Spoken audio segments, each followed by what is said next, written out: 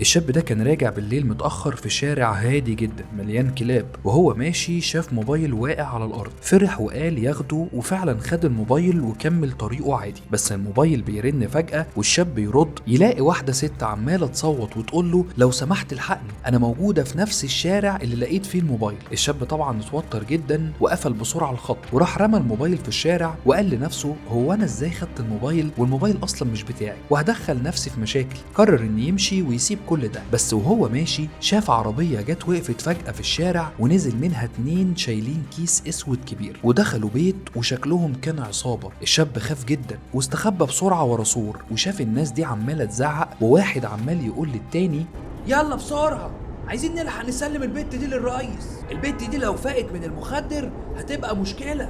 تمام يا ريس، ما تقلقش، هطلعها من الكيس وجاي على طول.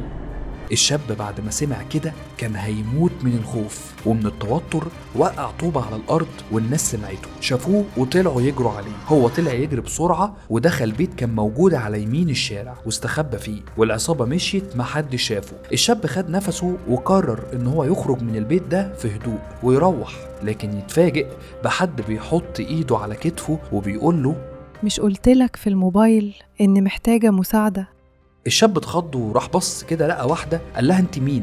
راحت ردت عليه وقالت له كنت بكلمك في الموبايل وقلتلك إن موجودة في بيت في نفس الشارع، بس انت قررت تقفل الخط، وعقاب ليك انت مش هتخرج من البيت طول عمرك. الشاب قال لها يعني ايه؟ لا انا لازم اخرج من هنا. طلع يجري بسرعة ودخل أوضة كده كانت موجودة في الشقة، واكتشف هناك انها مش